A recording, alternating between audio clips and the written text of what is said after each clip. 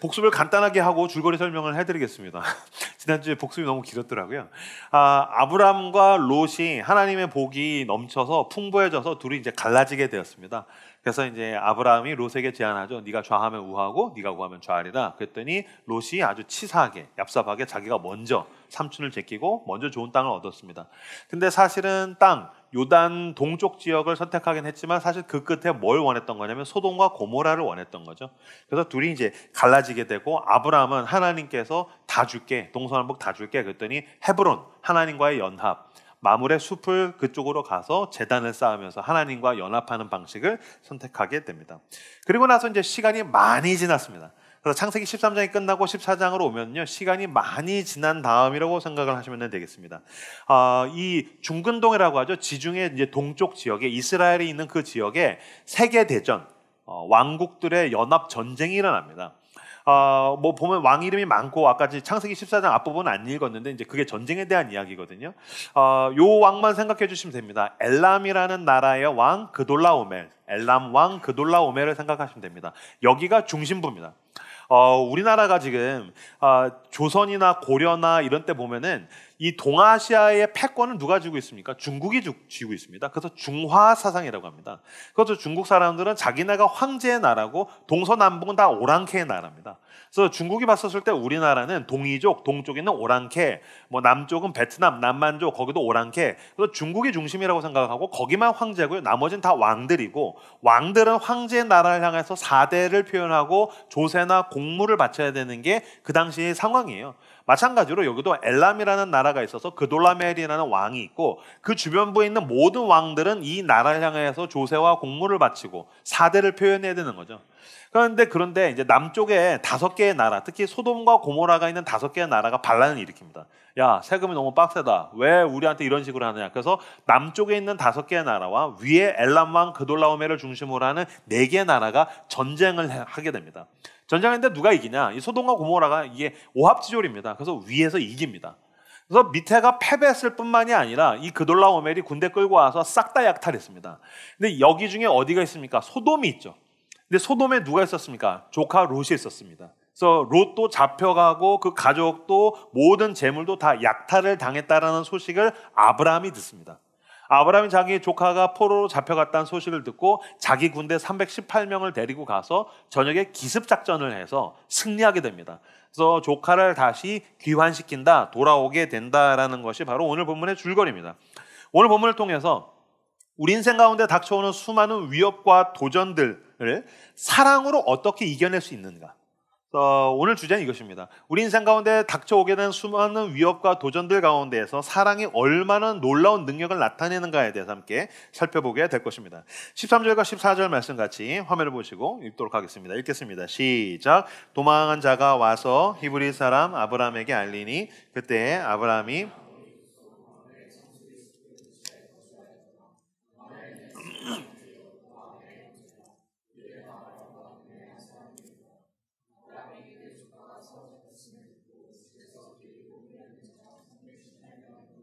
단까지 쫓아가서 아브라함은 누군가로부터 아무래도 살아남은 사람 중에 하나겠죠. 도망을 와서 당신의 조카가 잡혔습니다 라는 이야기를 듣게 됩니다. 아브라함은 하나님을 원해서 헤브론과 마물의 상수리 나무 숲을 근처에서 지냈지만 하나님과 연합하며 지냈지만 롯은 무엇을 선택했습니까? 소돔과 고모라를 선택했습니다. 그러니까 처음에는 그 근처에 갔는데 이미 이 전쟁이 났을 땐 어디 살았다고요? 소돔 안에서 살았습니다. 그런데 그 소돔에서 잘 먹고 잘 살았습니까? 아니요. 그러니까 그 도시가 망해서 지금 포로로 잡혀가고 있습니다. 무슨 말이냐면요, 죄인은 스스로 냅두면 망하는 존재입니다. 그러니까 성경이 말하는 죄인이라는 뜻은 냅두면 스스로 죄악을 쌓아서 스스로를 파멸과 고통으로 밀어넣는 존재, 스스로를 망하게 하는 존재가 죄인이라는 뜻입니다.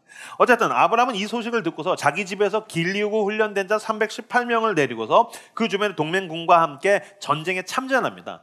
근데 단까지 갔다라고 나와 있는데 이 단이 길이가 어느 정도냐면요, 200km입니다. 그러니까 자기 군대 318명을 데리고서 200km를 가서 전쟁을 해서 싸웠다라는 겁니다. 그리고서 승리를 하게 되죠. 우리는 이 아브라함의 참전과 승리에 대해서 두 가지 의혹을 갖게 됩니다. 첫 번째, 어떻게 아브라함은 참전할 생각을 했을 수 있었을까? 어떻게 이길 수 있었을까? 자, 먼저 하나하나 살펴보죠. 어떻게 아브라함은 참전할 생각을 했을까? 무슨 말이냐면요. 롯은 어떤 사람입니까? 아브라함의 뒤통수를 치는 사람이잖아요. 싸가지가 없는 조카잖아요. 그러면 이 정도 돼가지고서 전쟁 나가지고서 포로로 잡혀갔대요. 그러면 쌤통이다. 네 그럴 줄 알았다. 막 인과응보다. 이렇게 해야 되는 거 아닙니까? 근데 굳이 자기 군대를 데리고서 200km를 가서 싸워서 구출해냈다는 것입니다. 아브라함이 자기 조카 롯이 잡혀갔다고 했었을 때 떠오르게 되는 질문을 4가지 정도로 제가 정리했습니다. 첫 번째, 자기 스스로 자초한 일이다. 롯 지가 간 거잖아. 그러니까 지가 자초한 일이다. 두 번째, 이거 내가 개입해야 되냐? 너무 오지랖이잖아. 게다가 연합 전쟁 가운데에서 일어난 일인데 아브라함이 끼어들면 이게 더 전쟁으로 확산될 수 있고 아브라함이 위험해질 수 있는 일입니다. 세 번째, 기회비용의 측면이죠. 뭐냐면요, 내가 잃어버리게 되는 것들이 굉장히 많을 수 있죠. 전쟁했다가 내 군대 다 죽으면 어떻게 합니까? 내 재산 다 날리면 어떻게 합니까? 나 죽으면 어떻게 합니까? 기회비용의 측면이 있죠. 네 번째로는 왜 나만 손해를 봐야 되냐? 조카가 나한테 해준 게 뭔데 내가 왜 걔를 위해서 손해를 봐야 되냐라는 이 4가지 질문을 할 수 있을 것입니다. 그리고 이 4가지의 질문은 우리가 하나님의 뜻대로 살려고 하거나 하나님이 원하시는 의로운 일 또는 선한 일을 하려고 할 때에 우리에게서 본능적으로 떠오르게 되는 질문입니다. 다시 하나하나 살펴볼까요? 만약에 어떤 교회에서 구제 활동을 하거나 여러분 주변에 금전적으로 굉장히 큰 힘든 일을 당한 사람이 있어요. 도와줘야 돼요. 그럼 먼저 무슨 생각부터 들죠? 지가 자초한 일인데, 지가 사업을 잘못했는데, 지가 게으른 건데, 지가 열심히 안 산 건데 그걸 내가 왜 도와줘야 돼? 그거 지가 자초한 일인데 라고 생각해야 됩니다. 그다음에 두 번째, 이거 내가 개입해야 되나?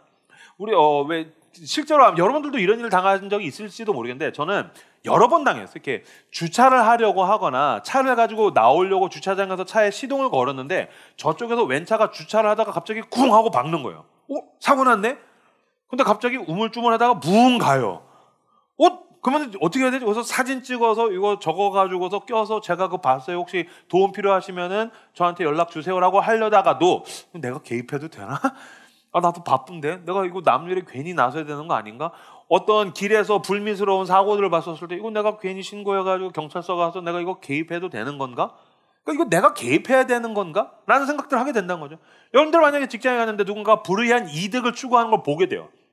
금전적으로. 그 회사 대표일 수도 있고 아니면 동료일 수도 있고 아니면 여러분들이 어떤 내부 고발을 해야 되는 상황이 왔어요. 이거 내가 개입해도 되는 건가? 이거 오지랖 아닌가? 라는 생각을 하게 된다는 거죠.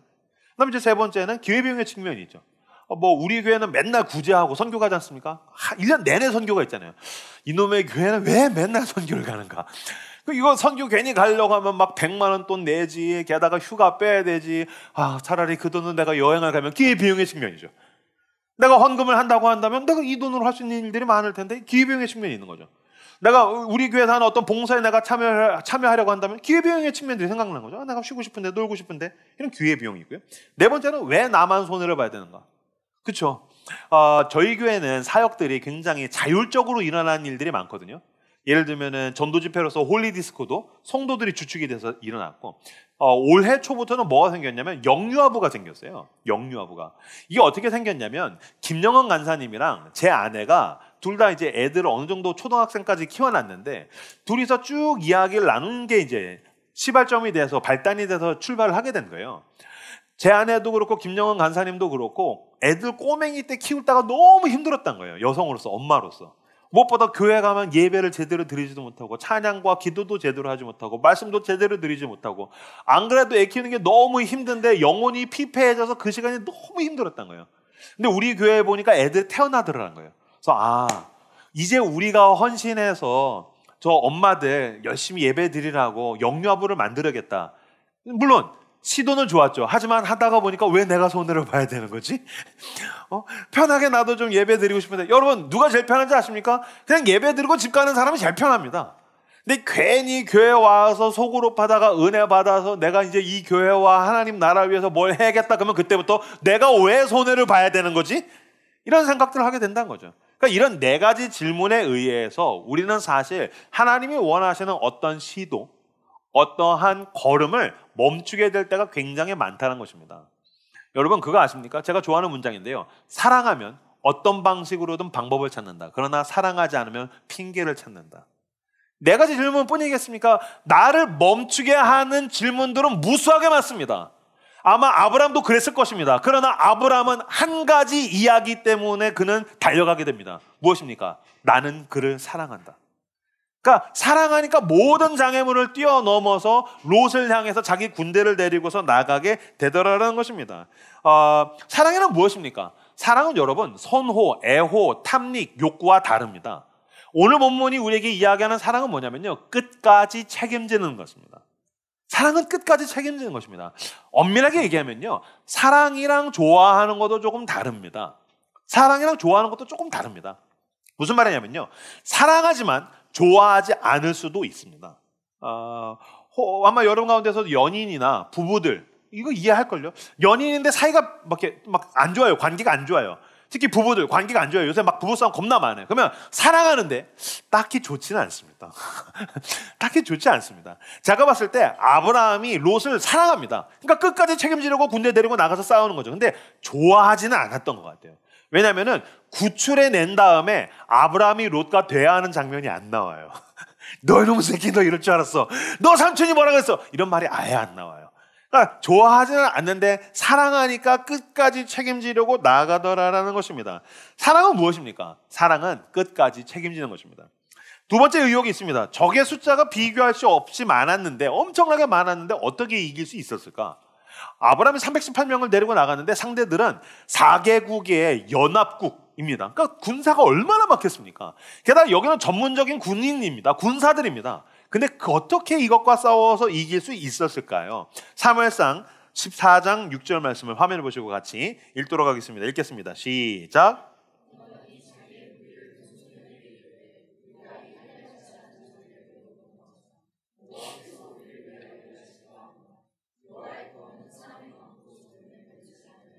아멘. 여호와께서 우리를 위하여 일하실까 하노라. 여호와의 구원은 사람이 많고 적음에 달리지 아니했느니라. 하나님이 싸우시는 싸움. 여러분, 우리는 전쟁, 경쟁, 싸움 이런 것에 대해서는 어떤 조건을 많이 가지고 있느냐, 내가 좋은 조건과 상황을 상대보다 많이 가지면 이긴다라고 생각합니다. 그러나 하나님께서 우리를 위해서 일하시면 여호와의 구원은 사람의 많고 적음, 돈의 많고 적음, 또는 여러 가지 조건과 인프라의 많고 적음을 뛰어넘는 놀라운 하나님의 능력에 의해서 승리할 수 있다고 성경은 우리에게 분명하게 이야기합니다. 아브라함이 어떻게 이길 수 있었을까요? 하나님께서 일하셨기 때문입니다. 그리고 여러분, 저는 믿습니다. 하나님이 신비함과 초자연적인 능력으로 일하셔서 우리로 하여금 이길 수 있게 하신다는 것을 믿습니다. 그러나 오늘 본문에서의 싸움은 초자연적이거나 신비한 것으로 이긴 것만은 아닙니다. 아브라함이 조금 더 구체성을 가지고서 싸워서 이겼다는 것을 우리들은 알 수 있습니다. 14절 말씀 볼까요? 같이 읽겠습니다. 시작. 아브라함이 그의 조카가 사로잡혔음을 듣고 집에서 길리고 훈련된 자 318명을 거느리고 단까지 쫓아가서, 아브라함이 조카가 잡혔다는 이야기를 듣고서 자기 그 하인들, 종들로 군대를 결성합니다. 근데 이 318명을 뭐라고 성경이 분명하게 기록하고 있냐면요, 길리우고 훈련된 자라고 나와 있습니다. 길리운 자. 이 길리운 자라는 단어는 그냥 생각하면 집에서 태어나서 나고 자란 사람들, 그러니까 대대로 노예라서 어렸을 때부터 아브라함이 키운 그런 노예인가 보다라고 생각할 수도 있죠. 물론 맞습니다. 근데 학자들은 이 길리운 자라는 단어를 뭐라고 표현하냐면요, 고대 사회에서 이 노예는 돈 주고 산 노예가 아니다라는 뜻이라는 거예요. 이 노예들은 돈 주고 산 노예가 아니다. 그러니까 무슨 말이냐면요, 오가다가 나그네인데 그 집에 머물게 되는 거예요. 왜 나중에 소돔과 고모라가 심판당할 때 천사들이 지나가는데 아브라함이 그 천막 앞에 앉아있다가 만나서 환대하지 않습니까? 묻지도 따지도 않고 데리고 와서 막 먹을 걸 먹이고서 막 환대해 주지 않습니까? 이게 아브라함의 일상이고 습관이었던 겁니다. 근데 얼마나 많은 사람이 그 광야와 사막을 지나가겠습니까? 그러다가 굶주린 사람들, 도망치는 사람들, 쫓기는 사람들, 오갈 데 없는 사람들, 죽어가는 사람들, 그런 사람들을 다 받아준 겁니다. 오갈 데 없어? 나와 함께 지냅시다. 난 먹을 게 많소. 우리 집에 뭐 많은 것들이 있으니까 당신 여기서 사시오. 그래서 그런 나그네들, 도망자들, 쫓기는 사람들, 죽어가던 사람들이 여기에서 정착해서 함께 살아가게 되었다는 것입니다. 그러니까 이 사람들은 어떤 사람들입니까? 아브라함은 그들을 노예로 대하지 않았습니다. 가족으로 대했다는 것입니다. 아브라함은 지금 여러분, 아까 그 왕국에서 조카가 노예로 포로로 잡혀가죠. 왜 잡아가는 것입니까? 도구로 잡아가는 것입니다. 이득을 위해서 전쟁을 해서 지금 전리품으로 인간을 자기 이득을 위한 도구와 수단으로서 가지고 가고 있습니다. 그게 노예죠. 그러나 아브라함에게 있어서 노예, 그 집에 있는 종들이란 가족이었다는 것입니다. 넌 나에게 도구가 아니다. 넌 나의 이득을 위한 부품이 아니다. 난 너를 가족으로 되겠다. 길리운 자란 것은 아브라함을 중심으로 선한 주인, 의로운 주인을 중심으로 하는 그에게 은혜를 받은 패밀리, 가족들이 지금 나아갔다는 것입니다. 그러니까 무슨 말이냐면요. 어느 날 갑자기 아브라함이, 주인이, 마님이 표정이 안 좋은 거죠. 아, 마님 왜 그러십니까? 내 조카가 잡혀갔다네. 전쟁의 소식을 들었지. 거기에 지금 포로로 잡혀가고 있다네. 도저히 안 되겠어. 난 아무래도 그를 구하러 가야겠어. 혹시 자네들 중에 나랑 함께 갈 사람이 있는가?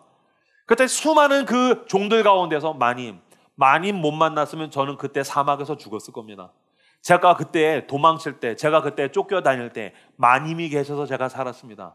마님이 있어서 우리 가족이 살았습니다. 마님이 저에게 베풀어 주신 손길을 저는 잊지 못합니다. 마님 같이 가시죠. 주인님 같이 가시죠. 제가 함께 하겠습니다. 그래서 사랑으로 인해서 묶여진, 사랑을 동기로, 원동력으로 인해서 전쟁에 참여한 사람들이 318명이라는 것입니다. 그러니까 뭐가 다릅니까? 그 연합전쟁은 왜 싸운 거죠? 이득을 위해서 싸웠고 죽기 싫어서 상대를 죽이려고 전쟁합니다. 네, 여기는 아브라함의 군대는 무엇입니까? 마님을 사랑해서, 선한 주인을 사랑해서, 그리고 그들이 함께 가족같이 여겼기 때문에 형제들을 향한 사랑으로 싸워서 이겼다. 사랑이 이겼다. 전쟁 가운데서 사랑이 그 모든 대상과 적들을 꺾어서 무너뜨렸다는 것이 바로 오늘 본문이 우리에게 이야기하는 것입니다. 아, 목사님 또 이렇게 교회에서 할 법한 그런 뻔한 얘기들, 뭐 사랑에 대한 타령을 하는구나. 그건 종교적인 얘기를 하시는군요. 아닙니다. 이건 매우 구체적인 얘기입니다. 제가 한 가지 이야기를 들려드리죠. 최근에 미국에서 경영학에 대해서 자기계발서들을 써내고 리더십에 대해 너무 좋은 이론들을 발표하고 있는 사람 중에 사이먼 시넥이라는 사람이 있습니다. 사이먼 시넥은 테드에도 나왔고 너무 좋은 책들을 만들어내고 있는데, 사이먼 시넥이 어떤 얘기를 하냐면요, 고전적인 옛날의 경영학은 더 이상 효율성이 없다는 거예요. 대표적으로 예를 들면 잭웰치 스타일이 있어요. 잭웰치 스타일은 뭐냐면요, 어떤 기업이 있으면은 1, 2위 하는 종목들만 빼놓고 나머지는 다 구조조정해야 된다는 거예요. 그 다음에 여기서 더 나아가면은 랭크 앤 랭크라는 방식이 있어요.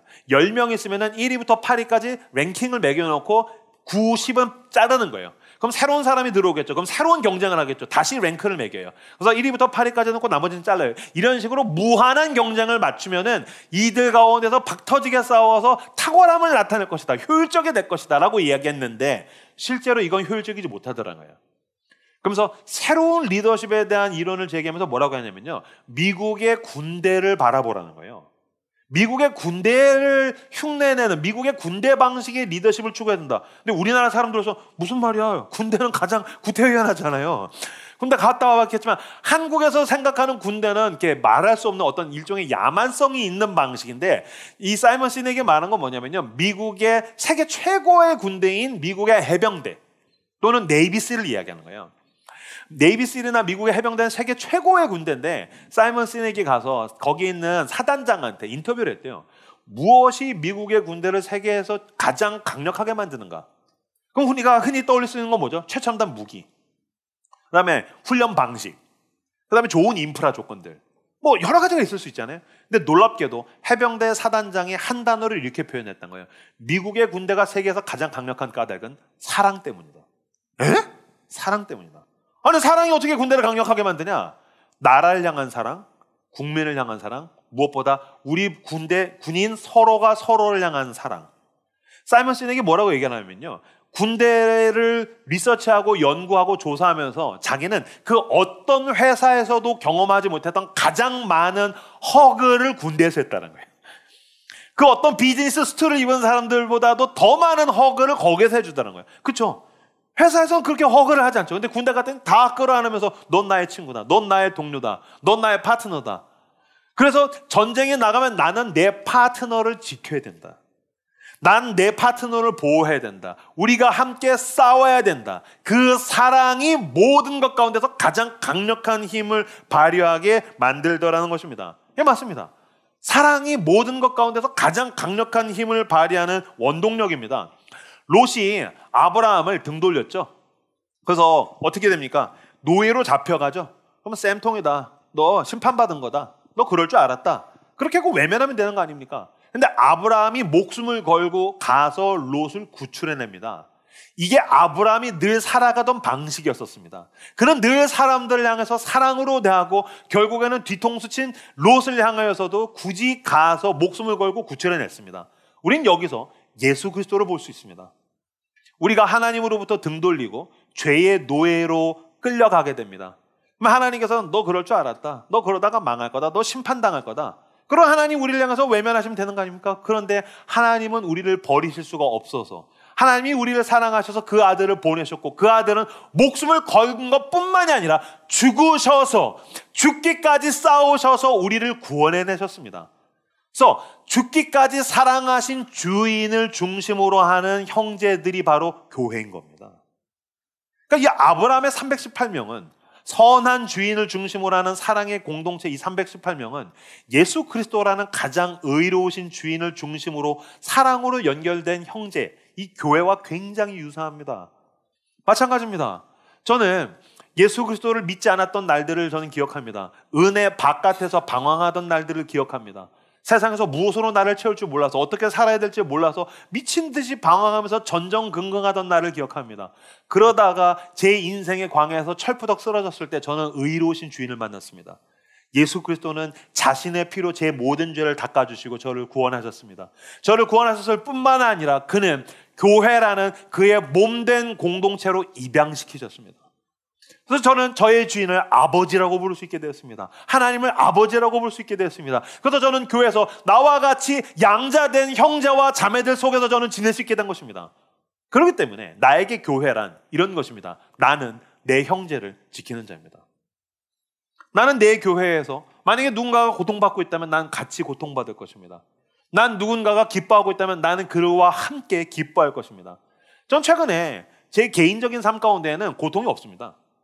힘든 게 없어요. 저는 그냥 모든 게 다 룰루랄라 다 좋아요. 그리고 저는 원래 저 스스로한테 좀 둔합니다. 그래서 저는 모든 게 유쾌하고 굉장히 낙관적인데도 불구하고 제 가슴 한켠엔 늘 슬픔과 고통이 있습니다. 왜냐하면 사랑하는 우리 교회 식구들 가운데에는 아픈 사람들이 있기 때문입니다. 몸이 아픈 사람이 있습니다. 금전적으로 시달리는 사람이 있습니다. 마음에 깊은 병을 얻은 사람이 있습니다. 그 가정에 우환이 있는 사람들이 있습니다. 난 그들을 위해서 기도할 때 많이 웁니다. 난 그들을 기억할 때마다 떠올릴 때마다 난 늘 마음 한켠이 슬픕니다. 아픕니다. 왜 그럴까요? 나는 형제의 고통에 참여하는 사람. 하나님께서 우리를 가족 공동체로 묶어주셨기 때문입니다. 또한 반대로 내 가슴 한켠에 늘 기쁨이 있습니다. 어떤 청년이 막 취업이 안 돼서 고생하다 취업이 됩니다. 어떤 사람이 너무 고통스러운 시간을 지나가다가 회복됩니다. 그 사람만 회복된 것이 아니라 그 가정이 회복되는 것을 보게 됩니다. 그 사람이 얼굴이 막 어두웠었는데 그리스도의 십자가의 은혜를 경험하면서 하나님이 자기를 사랑한다는 것 때문에 막 얼굴이 밝아지는 것들을 보게 됩니다. 그 사람이 더 그리스도께로 가까이 나와서 헌신하는 것을 보게 됩니다. 난 그들의 즐거움과 기쁨을 볼 때 나는 기쁩니다. 난 즐겁습니다. 로마서 12장 15절 말씀 같이 읽겠습니다. 시작. 즐거워하는 자들과 함께 즐거워하고 우는 자들과 함께 울라. 아멘. 즐거워하는 자들과 함께 즐거워하고 우는 자들과 함께 울라. 우리는 여러분 하나님 나라의 군대입니다. 우리는 기계적인 군대가 아닙니다.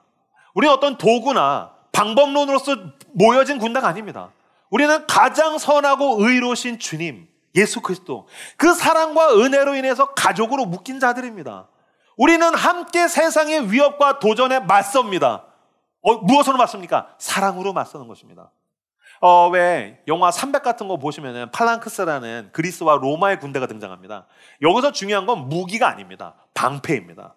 방패. 그래서 그 방패는 나를 막기 위한 것이 아닙니다. 그 방패는 내 동료를 함께 막아주는 것입니다. 그래서 왜 그 영화 300에 보면 꼽추가 와가지고 자기도 넣어달라고 하니까 자네는 안 되네. 자네의 방패는 자네만 막을 수 있지 옆에 있는 동료를 막아줄 수가 없다네. 여기서 우리가 얻을 수 있는 교훈은 무엇입니까? 나의 안전은 형제의 방패에 달려있다는 것입니다. 그러므로 나는 당신이 고통스러울 때 함께 고통스러울 것입니다. 내 방패의 기도가 당신을 막아주기를 나는 바라기 때문입니다. 당신이 즐거워할 때 나는 함께 즐거워할 것입니다. 나는 당신의 즐거움에 함께 참여할 때 당신의 무기가 더 날카로워진다는 것을 나는 믿기 때문입니다. 그렇게 함께 맞서고 싸우라고 주님께서 우리를 하나님 나라의 군대로 묶어 주셨습니다. 함께 즐거워하고 함께 아파하는 것입니다. 제가 기도하면서 목사로서 사역을 할 때 그런 생각들을 합니다. 이명규가 목사로서 뭐 얼마나 대단한 사역을 할 수 있겠습니까? 저는 매주 설교를 잘하기 위해서 몸부림치지만 제가 뭐 얼마나 대단한 설교를 하겠습니까? 그러나 저는 기도하는 가운데 제가 원하는 것이 있습니다. 약속하고 싶은 것이 있습니다. 우리 교회 성도들 가운데 누군가가 아프거든 나도 함께 아파하겠다는 것입니다. 나는 기도하는 가운데 하나님 앞에서 약속하고 결단하는 것이 있습니다. 우리 교회 성도들 가운데 누군가가 즐거워하거든 나는 그들과 함께 즐거워하기를 원한다는 것입니다. 당신의 안전이 나에게 달려있다는 것을 나는 알고 있습니다. 나는 형제를 지키는 자입니다. 나는 이명규가 목사로서 이명규가 한 인간으로서 고통스러울 때 나는 우리 교회 성도들이 나를 형제로서 대하고 당신들의 방패로 나를 막아준다는 것을 저는 믿습니다. 그렇게 함께 사랑으로 엮여서 세상과 맞서서 사랑으로 이기는 저와 여러분들이 되시기를 주님의 이름으로 축복합니다. 아브라함의 318명의 군대가 사랑으로 이겼습니다. 그래서 전쟁에서 승리하고 포로로 끌려가던 조카 롯을 구해서 전리품을 잔뜩 얻어서 돌아오게 됩니다. 돌아오는 가운데의 중간에서 두 왕이 마중 나가서 아브라함을 맞이합니다. 아까 읽었던 17절에서 20절 말씀을 화면을 보시고 같이 읽도록 하겠습니다. 읽겠습니다. 시작. 아브라함이 그둘라 오멜과 그와 함께 한 왕들을 쳐부수고 돌아올 때 소돔 왕이 샤웨의 골짜기 곧 왕의 골짜기로 나와 그를 영접하였고 살렘 왕 멜기세덱이 떡과 포도주를 가지고 나왔으니 그는 지극히 높으신 하나님의 제사장이었더라. 그가 아브라함에게 축복하여 이르되 천지의 주제이시오 지극히 높으신 하나님이여 아브라함에게 복을 주옵소서. 너희 대적을 내 손에 붙이신 지극히 높으신 하나님을 찬송할지로다. 아멘. 아브라함이 그 얻은 것에서 10분의 1을 멜기세덱에게 주었더라. 아멘. 전쟁에서 승리하고 돌아오는 아브라함과 그 전리품을 가지고 돌아오는 군대를 향해서 두 왕이 마중 나갑니다. 첫 번째는 살렘 왕 멜기세덱입니다. 여기서 살렘을 학자들은 예루살렘이라고 이야기합니다. 이 멜기세덱은 왕이면서도 종교 지도자, 거룩한 제사장, 고대 사회인 이 두 가지가 일치했습니다. 그 멜기세덱이 와서 떡과 포도주를 줍니다. 이 떡과 포도주는 아브라함 혼자 먹으라고 준 게 아니라 그 군대 다 먹을 만한 잔치를 베풀어 준 것입니다. 잔치를 베풀어 주면서 축복을 하는데 뭐라고 얘기하냐면요. 19절에 보시면요. 그가 아브라함에게 축복하여 이르되 천지의 주제이시오 지극히 높으신 하나님이여 아브라함에게 복을 주옵소서. 너희 대적을 내 손에 붙이신 지극히 높으신 하나님을 찬송할지로다. 하나님을 찬양합니다. 너를 전쟁에서 승리하게 하신 하나님을 찬양한다 하면서 축복합니다. 이게 이렇게 말을 들을 때는 그런가 보다라고 할 수 있는데 이게 묘하게 기분이 나쁜 말입니다. 이게 묘하게 기분이 나쁜 말입니다. 무슨 말이냐면요. 우리가 어떤 인생 가운데에서 승리를 거둘 때가 있지 않습니까? 취업이 된 데라든지 결혼이 된 데라든지 아니면 내가 돈을 좀 더 벌어들인 데라든지 어떤 일이 잘 풀린 데라든지 그때 뭐라고 얘기합니까? 할렐루야 하나님을 찬양합니다. 그래서 하나님께 영광을 돌려드릴 때가 있습니다. 이게 자기 입으로 하는 건 쉽습니다. 왜냐면요 그렇게 내가 하나님께 영광을 돌려드리지 않습니까? 그러면 나는 전리품도 갖는 데다가 종교적인 명예까지 갖게 됩니다. 야, 저 사람 겸손해. 야, 저 사람 믿음 좋아. 그러니까 저렇게 은혜를 받나 봐. 그러니까 사실 여기서 하나님 함께 영광 돌려드립니다 할렐루야라는 말은 무슨 뜻입니까? 그러니까 너네들도 나처럼 해라는 뜻입니다. 근데 이게 남이 하면 기분이 나쁩니다. 만약에 잘 됐어요. 일이 잘 풀렸어요. 성공했어요. 그거 너가 한 거 아니야. 하나님이 한 거야. 그럼 기분 나쁩니다. 내가 한 거야 뭐. 이거 내가 열심히 해서 내가 노력한 거 아니야. 하나님이 하신 거야. 이게 남한테 들으면 되게 불쾌할 수 있는 내용입니다. 여러분 은혜란 무슨 뜻입니까? 원인이 나에게 있지 않다는 것입니다. 우린 다 자수성가의 신화를 원합니다. 자수성가는 무엇입니까? 나한테 원인이 있다는 것입니다. 그러니까 어쨌든 믿음도 내가 하나님을 잘 믿었고 내가 남다르게 고생했고 내가 남다르게 재능이 있고 그러니까 내가 잘해서 내가 결과를 얻은 거야. 우린 다 자수성가를 원합니다. 왜? 여러분 그 단어 들은 적 있죠? 율법주의. 그러니까 은혜에 반대는 율법주의다. 웬만한 분들 많이들 알고 계실 것입니다. 율법주의가 별다른 거 아닙니다. 자수성가인 겁니다. 원인이 나에게 있다. 그래서 예수님이 제일 싫어하신 게 율법주의입니다. 어떻게 원인이 너에게 있냐? 그래서 지금 이 멜기세덱이 뭐라고 하는 것입니까? 전쟁에 승리했으나 원인이 너에게 있는 게 아니다. 은혜다. 은혜란 원인이 하나님께 있다는 뜻입니다. 아브라함이 이 말을 받아들입니다. 맞습니다. 전쟁에서 승리한 게 나에게 원인이 있지 않습니다. 하나님이 원인이십니다. 그래서 뭘 하게 됩니까? 하나님께 이 11조를 하나님이 보내신 멜기세덱에게 11조를 드리게 됩니다. 여기서 11조의 정신이 나옵니다. 11조의 정신이란 무엇입니까? 내 것이 아니라는 뜻입니다. 지금 아브라함은 뭘 선언하고 있는 것입니까? 하나님이 하셨습니다. 하나님이 왕이십니다. 나의 승리의 원인은 하나님께 있습니다. 그래서 11조를 드리는 것은 내 것이 아닙니다라는 뜻입니다.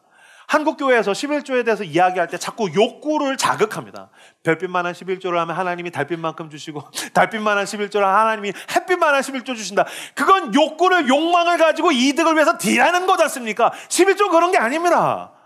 물론 여러분 11조를 잘하면 하나님께서 재정관리를 잘하니까 하나님께서 더 맡기실 수는 있겠지만 11조를 한다고 부자가 되는 게 아닙니다. 여전히 11조를 해도 가난할 수 있습니다. 11조를 해도 내 삶의 문제가 그 자리에 그대로 있을 수 있습니다. 11조를 해도 내 삶이 엉망진창이 될 수도 있습니다. 반대로 잘 될 수도 있습니다. 잘 되건 망하건 나의 삶은 내 것이 아닙니다라고 고백하는 것이 바로 11조라는 것입니다.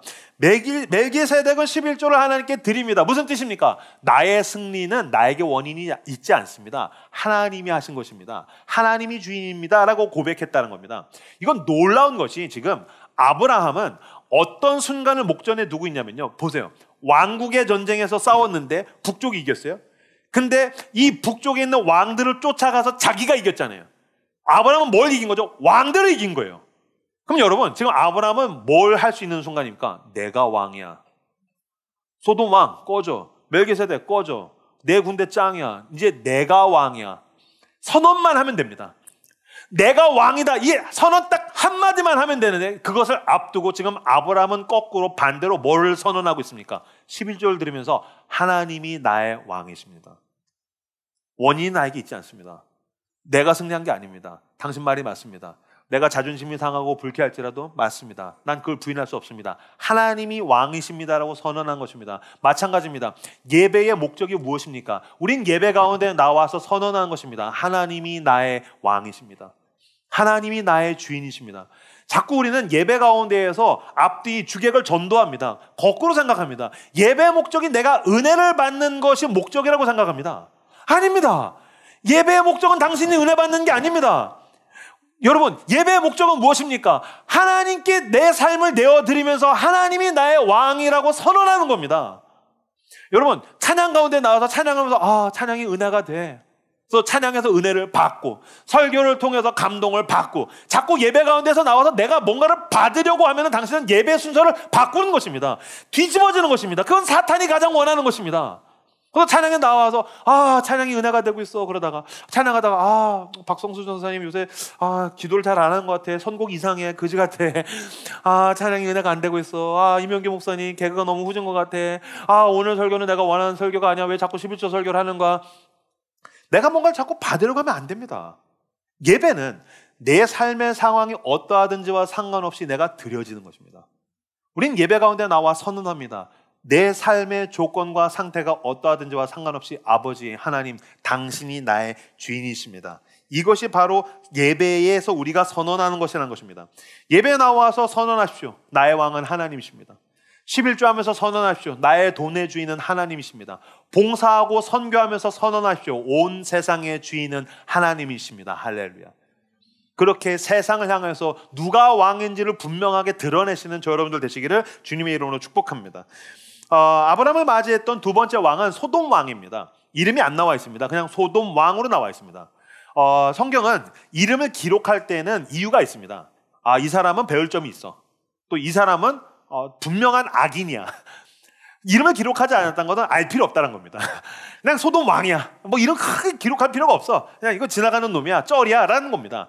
이 소돔 왕이 와가지고 뭐라고 이야기합니까? 자, 21절에서 24절 같이 읽도록 하겠습니다. 읽겠습니다. 시작. 소돔 왕이 아브라함에게 이르되 사람은 내게 보내고 물품은 네가 가지라. 아브라함이 소돔 왕에게 이르되 천지의 주제이시오 지극히 높으신 여호와께 내가 손을 들고 맹세하노니 내 말이 내가 아브라함으로 치부하게 하였다 할까 하여 내게 속한 것은 실한 오락이나 들매끈 한 가닥도 내가 가지지 아니하리라. 오직 젊은이들이 먹을 것과 나와 동행한 아들과 에스골과 마므레의 분깃을 제할지니 그들이 그 분깃을 가질 것이니라. 네. 21절 보십시오. 소돔 왕이 아브라함에게 이르되 사람은 내게 보내고 물품은 내가 가지라. 소돔은 아까 그돌라 오멜이 와서 다 박살났지 않습니까? 폐허가 됐습니다. 그럼 사실은 아브라함은 자기 군대 데리고서 무혈 입성할 수 있습니다. 근데 그러니까 마중 나와가지고 뭐라고 하면 아마 굉장히 비굴하고 저자세로, 하지만 그 자기의 욕망을 숨기지 못한 채 소돔 왕은 이야기했을 것입니다. 그 전리품은 가지신데 사람은 돌려보내주신 게 당연한 거 아닙니까? 전리품은 가지시는데 원래 우리나라 사람 소돔 사람이니까 사람은 돌려보내주는 게 응당마땅 고돌이 아니겠어요? 뭐 그런 거죠. 안 웃기군요. 그랬더니 아브라함이 뭐라고 얘기합니까? 22절 보시오. 아브라함이 소돔 왕에게 이르되 천지의 주제이시오. 이거는 천지는 하늘과 땅이기도 하지만 천은 원어로는 가장 높은 것, 그리고 지 땅은 가장 굳건한 것. 이 모든 것들은 하나님이 주인이십니다. 지극히 높으신 하나님 여호와께 내가 손을 들어 모든 나의 왕 되시는 하나님께 내가 맹세하오니 23절 내 말이 내가 아브라함으로 치부하게 하였다 할까요? 내가 물품 가지면 너 아브라함이 부자가 된 게 하나님이 아니라 소돔 너 때문에 내가 부자가 되었단 말을 내가 듣는 거잖아. 아니야, 난 그걸 원하지 않아. 나의 왕은 하나님이야. 그러니 내가 다 돌려줄게. 실 한 오락이라도 난 갖지 않겠어 해서 다 포기합니다.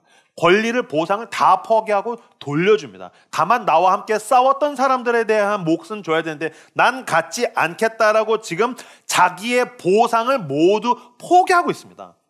지금 아브라함이 보상을 포기하고 있습니다. 보상이란 무엇입니까? 원인이 내 것이니 결과가 와야 된다라고 생각하는 것이 보상 심리입니다. 그래서 사람들은 보상을 원합니다. 왜 보상을 원하죠? 원인이 나에게 있으니 당연히 결과가 나에게 와야 된다라고 생각하는 것입니다. 근데 어떻게 아브라함은 보상을 포기할 수 있었을까요? 은혜, 원인이 하나님께 있었다라고 그는 생각했기 때문입니다. 하나님이 왕이시다. 난 은혜로 승리했다. 심지어 죽을 수도 있었는데 내가 승리했으니 됐다. 하나님이 나를 사랑하신다는 것을 내가 알았으니 하나님이 나에게 필요한 것들을 공급하실 거야. 너의 보상 따위는 필요 없어. 그는 지금 보상 심리와 보상을 포기하고 하나님의 은혜를 붙들고 있더라는 것입니다. 저는 솔직히 살아가면서 수많은 보상 심리와 보상을 추구할 때가 있습니다. 지금도 있습니다. 많이 싸웠지만 지금도 있습니다. 저는 한동안 제 아내에게 보상 심리를 가졌던 적이 있습니다. 아니, 나 같은 남편이 없는데 왜 내 아내는 나의 자존심을 지켜주지 않지? 왜 나한테 이렇게 잘 섬겨주지 않는 거지? 그런 보상 심리. 저는 가족들에게 보상을 바랬던 적이 있습니다. 나는 충실한 아빠로서, 남편으로서 지내는데, 나는 부모님께 나는 너무 이렇게 헌신적으로 하는데 왜 나에게 이런 보상을 주지 않는 거지? 저는 담임 목사로서 우리 성도들을 향해서 보상을 바랬던 적들이 있습니다. 나는 정말 내 개그는 웃긴 것 같은데 왜 안 웃지? 왜 내가 예배가 끝나고 설교가 끝나고 나와서 목사님 정말 오늘 저를 향한 하나님의 말씀이 있었어요. 왜 이딴 얘기 안 하고 목사님 그 예화에서 영화는 너무 옛날 영화 아닌가요? 너무 옛날 노래를 드시는 거 아닌가요? MZ들은 그런 거 모르거든요. 왜 그딴 건 하는 거지? 왜 나를 몰라주는 거지? 하나님께 보상을 바랬던 적이 있습니다. 나는 하나님께 헌신적으로 하고 있는데 왜 하나님은 나에게 이런 것도 안 지켜주시는 거지? 왜 안 도와주시는 거지? 여러분 그거 아십니까? 보상을 바라면 서운해집니다. 보상을 바라면 필연적으로 억울해집니다. 그것은 내가 무언가를 못 얻었기 때문이 아니라 원인이 나라고 생각하기 때문에 아무리 채워도 채워지지가 않는 것입니다. 그런 가운데 아브라함은 어떻게 보상을 포기할 수 있었습니까? 승리를 통해서 원인이 나에게 있는 것이 아니라 하나님의 은혜라는 것을 알았기 때문에 하나님이 나를 사랑하시는구나. 그럼 됐습니다. 그래서 은혜를 바라보면서부터 보상이 씻겨져 나가기 시작하더라는 것입니다. 저도 똑같습니다.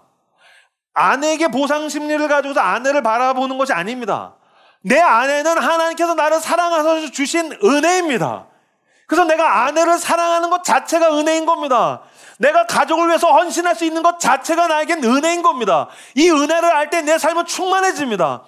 담임 목사로서 하나님께서 나를 세우셔서 설교할 수 있게 하신 것, 매주 내가 사랑하는 우리 교회 성도들과 내가 함께 예배를 드리고 공동체를 꾸릴 수 있게 하신 것은 나를 향하신 하나님의 은혜입니다. 난 이 은혜를 할 때 나는 늘 역동적일 수 있죠. 난 살아있다는 걸 느낄 수가 있죠. 하나님께서 이명규 따위가 뭐가 그렇게 중요해서 이명규를 쓰시겠습니까? 하나님께서는 이명규보다 더 탁월하고 유능한 사람을 쓰실 수 있는데 이명규같이 부족한 사람을 세우신 것은 놀라우신 나에게 주어진 은혜입니다. 예, 맞습니다. 보상 심리는 독입니다. 그래서 이 도구로 인해서 관계가 물들어가고 썩어져가고 구린내가 나고 나는 뭔가 계속해서 못 받은 것 같고 서운해지고 억울해질 때에 이 보상심리라는 독을 치유할 수 있는 유일한 해독제는 하나님의 은혜입니다. 은혜를 바라볼 때 내 안에 있는 독들이 씻겨져 나가기 시작합니다. 하나님이 나를 사랑하셔서 이것들 저것들을 허락하신 것, 천지의 주제이시오 지극히 높으신 하나님께서 나로 하여금 승리하게 하시고 나에게 필요한 것들을 공급하시는데 내가 왜 보상 심리를 추구하겠습니까? 왜 내가 보상을 바라다가 내가 왜 서운해하고 억울해지겠습니까? 난 하나님의 은혜로 채워지기를 원합니다. 할렐루야. 주님의 은혜를 바라보십시오. 나에게 주어야 할 그 보상, 사람들을 보다가 믿음의 눈을 들어서 나에게 필요한 것들을 공급하시는, 나에게 승리를 베푸시는 하나님의 은혜를 바라봅니다. 그때부터 충만해지는 것입니다. 그때부터 독들이 치유되기 시작합니다. 하나님의 생명력이 내게서 채워지기 시작합니다. 예, 맞습니다. 보상을 키워드로 계산하면 억울해집니다. 그러나 은혜를 키워드로 묵상하면 내 자신이 충만해지기 시작할 것입니다. 당신은 무엇을 바라보고 있습니까?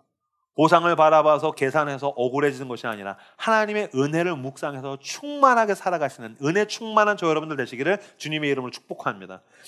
제가 예전에 설교할 때 예화를 든 적이 있는데 저희 큰딸이 닌텐도를 사기 위해서 돈을 모았던 적이 있어요. 한 7살, 8살 정도로 기억을 하는데 이 녀석이 사촌 오빠가 닌텐도 스위치를 가지고 있는 걸 본 다음에 자기도 이걸 이제 원하는 거예요. 그래서 아빠 닌텐도 사줘, 스위치 사줘, 나도 사고 싶어. 그 사줄 수 있는데 아내랑 상의해서 이제 사주기로 했는데 그냥 사주는 것보다 돈을 모아서 지가 살 수 있도록 목표를 정하고 돈을 모아서 살 수 있게 하자라고 이제 아내랑 합의를 했어요. 얘도 이제 초등학교 1학년 됐으니까 8살이니까 돈을 모으게 해주자. 그래서 얘기했어요. 이거 사줄 수 있는데 너 심부름하면 돈을 줄 테니까 너가 돈을 모아서 한번 사봐. 알겠다라는 거예요. 그래서 이 녀석이 열심히 돈을 모으다가 이 녀석이 20만 원쯤 모았을 때에 아빠인 저에게 10,000원을 주었던 적이 있어요. 마치 그 천지의 주제이시오 지극히 높으신 하나님께 멜기세덱이 11조를 드리듯이 20만 원 모았을 때 저한테 10,000원을 주는 거예요. 이렇게 보면 우리 딸이 굉장히 기특하죠. 효녀죠. 물론 그렇습니다. 근데 어떤 일이 있었느냐? 그때가 이제 토요일 아침이었는데 제가 이제 아침에 일어났는데 몸이 뻐근한 거예요. 그래서 몸이 좀 뻐근하네. 그래서 제가 은유를 불렀어요. 은유라, 아빠 좀 주물러줘. 나 싫어 그러는 거예요. 그래서 왜 용돈이 필요 없나 보지? 닌텐도 안 살 거야. 그때 후다닥 온 거예요. 그래서 용돈 줄 거야. 그래서 당연하지. 주물러봐. 5분 주물르면은 아빠가 돈 줄게. 그때 이제 올라타가지고 등에다 막 주물러가. 주물. 아빠 됐어. 그래서 야 10초 했다. 아 힘든데 무슨 이제 주물. 아빠 됐어. 1분도 안 했다. 5분은 해야지. 팔 아픈데 너무 힘든데 또 막 두드리고 하면서 주물 주무르는 거야. 그래서 아빠 됐어. 한 3분 했나? 5분 안 했던 것 같아요. 시원하다. 됐다. 됐어. 너무 시원해. 솔직히 시원하겠어요, 그게? 뭐가 시원해? 그냥 쭈물쭈물한 거지. 그냥 간지러운 거지. 근데 시원하다. 은유라 기다려. 너무 수고했어. 그리고 제가 가서 서랍을 열었더니 원래는 10,000원 주려고 했는데 20,000원이 있는 거예요. 20,000원 그냥 들고서 와서 줬어요. 은유라 수고했어. 이렇게 딱 줬어요. 아싸! 하면서 손 아파 하면서 이렇게 가는 거예요. 순간 얘한테 돈의 가치를 좀 알려줘야 되겠다. 얘한테 중요한 교훈이 필요하겠고. 그래서 잠깐 멈춰봐. 와봐. 그래서 오는 거예요. 아빠가 돈 뺏는 거 아니야. 가르쳐주고 싶은 게 있어서 그래. 다시 돈 줘봐. 또 이제 20,000원을 제가 받았어요. 은유라, 이건 20,000원이야. 이게 10,000원이야. 이 10,000원은 20살 이상의 언니 오빠가 1시간 내내 쉬지 않고 일했을 때 얻을 수 있는 최저 시급이 10,000원이야. 근데 너는 5분 동안 쭈물쭈물하고 10,000원에 20,000원을 받았어. 이것을 신학적 개념으로 대가가 아니고 은혜라고 이야기하는 거야. 자격이 없는 자에게 주어지는 은혜라고 이야기하는 거야. 너는 노동의 대가를 얻은 게 아니라 은혜를 받은 거야. 이렇게 얘기하고 나니까 내가 너무 변태 같네요. 이렇게 얘기했더니 이 녀석이 이렇게 봤더니 그래? 그러더니 저한테 10,000원을 주는 거예요. 아빠 가져와서 아니야 내가 이 10,000원 받으려고 한 일이 아니야. 아니야 아빠 난 10,000원으로 됐어. 이건 아빠 가져. 아빠 고마워. 아빠 사랑해 하고 가는 거예요. 만약에 제가 주무르고 20,000원 줬으면 얘는 20,000원만 보였겠죠. 그리고 어쩌면 지 팔 아픈 것만 보였겠죠. 아빠 주무르고 아팠어. 닌텐도 사야 되는데 여전히 돈은 모자라. 근데 아빠가 그 딸을 얼마나 사랑해서 은혜를 공급하는가를 봤더니 충만해지는 거죠. 맞습니다. 보상을 바라면 억울해집니다. 그러나 은혜를 바라보면 마음이 충만해지는 줄로 믿습니다. 은혜를 붙드십시오. 은혜는 보상 심리라는 도구에 대한 유일한 해독제입니다. 갈라디아서 6장 12절에서 14절 말씀 화면을 보시고 같이 읽도록 하겠습니다. 읽겠습니다. 시작.